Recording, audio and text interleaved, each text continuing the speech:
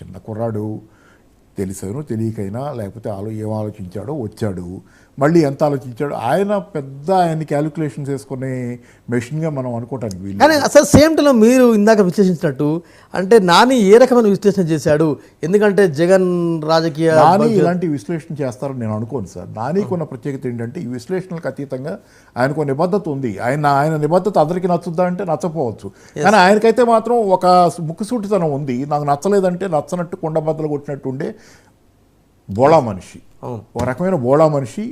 అంత మాత్రం తెలివి తక్కువడని ఎవరు అన్నారు, కానీ తెలివైనోడే కావచ్చు, చాలా తెలివైనోడు కూడా కావచ్చు, కానీ ముక్కుసూటితనం ఇదే జనానికి నచ్చేది కూడా అదే. జనం దానికే స్పందిస్తారు. మీరు చూడండి చాలాసార్లు జనం ఆ ముక్కుసూటితనం తాలూకు నిజాయితీ మన జనానికి వాళ్ళకి యాక్చువల్గా డైరెక్ట్గా కార్డ్ వేస్తుంది.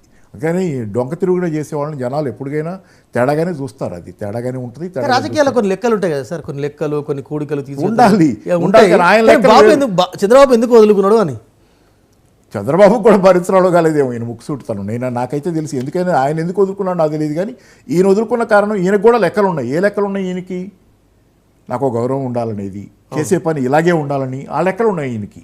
ఈయనకి ఏంటంటే సొంతంగా కెరీర్ నిర్మించుకోవడానికి, అంటే ఆత్మని చంపుకొని కెరీర్ నిర్మించుకునే మనిషి కాదు ఆయన. అది మాత్రం కనపడుతుంది అక్కడ.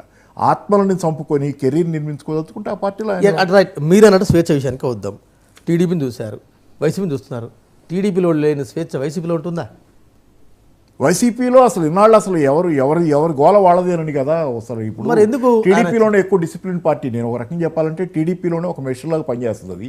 వైసీపీలో ఇప్పుడు ఎవరి గోల వాళ్ళది. ఇప్పుడు జగనేమో ఆ బటన్ నొక్కి అదే తర్వాత నెలలో మిగతా రోజులు సరే నడుస్తుంది కదా, ఒకటి నడుస్తుంది. ఆ తర్వాత మిగతా వాళ్ళు పెద్ద రిమోట్ రోజువారీ ఈ మధ్యకాలంలో పిలిచి క్లాసులు తీసుకుంటున్నాడు, కానీ ఆయన ఇన్నాళ్ళు ఎవరిని పట్టించుకున్నాడు? ఆయన కలవలేదు కదా చాలామంది.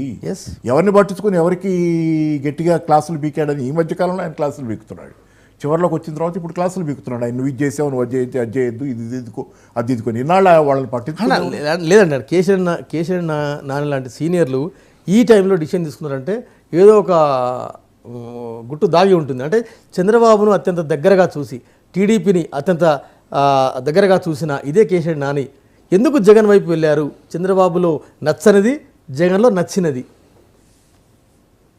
ఎలా జీవితం అలా అంటే నేను అనుకోవటం ఏంటంటే, నచ్చందంటే జగన్ వరకు నాకు కనపడేది ఏంటంటే, సరే స్ట్రాటజీస్ పార్టీ పరంగా ఎవరి వాళ్ళకు ఉంటాయి, కానీ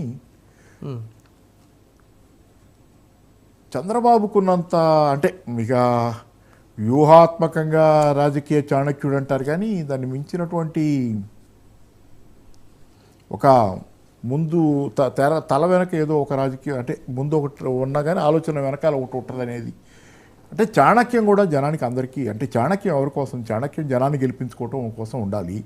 జనాన్ని మభ్యపెట్టే చాణక్యం ఒక్కోసారి అంటే మీకు మీ పరిశీలన చెప్పండి సార్, మీ విశ్లేషణ, మీ పరిశీలనలో ఈ టైంలో కేసీఆర్ నాని తీసుకున్న డిసిషన్ రైటా రాంగా? అది మనం అంటే నేను రేపొద్దున ఆయన సక్సెస్ఫుల్ పార్టీలో ఉన్నాడా, జగన్ గెలిస్తే రైటు అలా చెప్పటం లేదు, కానీ ఆయన రైట్ అనేది తీసుకున్నాడు. ఆయనకు ఆత్మ ఉందని నేను నమ్ముతున్నాను. కేసీఆర్ నానికి ఆత్మ ఉంది కాబట్టి ఆత్మ ప్రకారం ఆత్మఘోష ప్రకారమో లేకపోతే ఆత్మ తాలూకు ప్రబోధం ప్రకారం చేసే ఏ పనైనా ఎవరు చేసినా రైట్ అనే అనాలి. ఎందుకంటే వాళ్ళకి అది 100% నిజాయితీ ఉంది దానిలో. ఆ నిజాయితీతో తీసుకున్న నిర్ణయాన్ని రైట్ అనే అనాలి. మనం బాగా కాదు కదా బయట నుంచి చెప్పాల్సింది.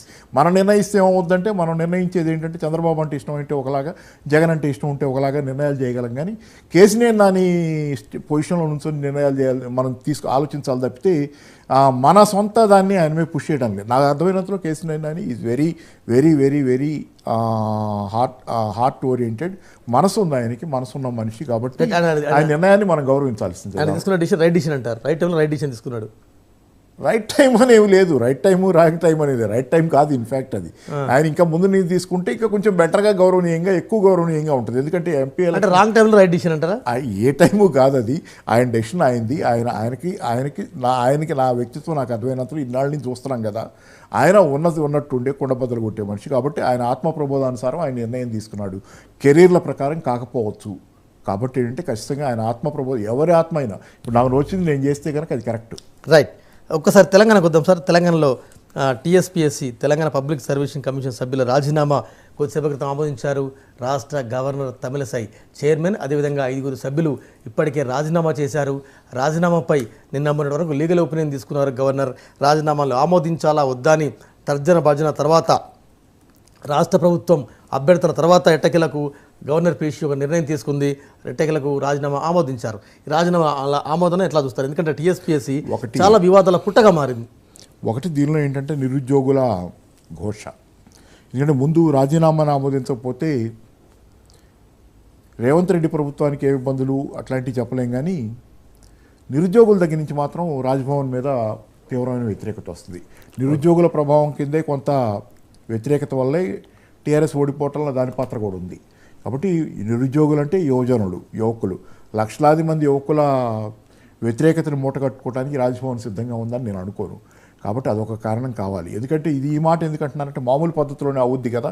ఇప్పుడు ఆ వ్యతిరేకతలు ఇవన్నీ ఎందుకని ఎవరైనా అంటే నేను అనేది ఒకటి, ఇంతకుముందు చాలా బిల్లులు ఆపేసినటువంటి పరిస్థితి కోర్టు దాకా వెళ్తే కానీ కొన్ని బిల్లులు క్లియర్ అవ్వని స్థితి, మళ్ళీ తిరిగి కొన్ని బిల్లులను అప్పటికి కూడా అసెంబ్లీకి పంపిన స్థితి రాజ్భవన్లో జరిగింది. కాబట్టి ఆ నేపథ్యంలో చూస్తే ప్రతిపక్ష పార్టీల ప్రభుత్వాన్ని బీజేపీ సహించట్లేదనే నేపథ్యం మనకి ఇక్కడ తెలంగాణలోనే కాదు తమిళనాడులో ఉంది. అలాగే మీకు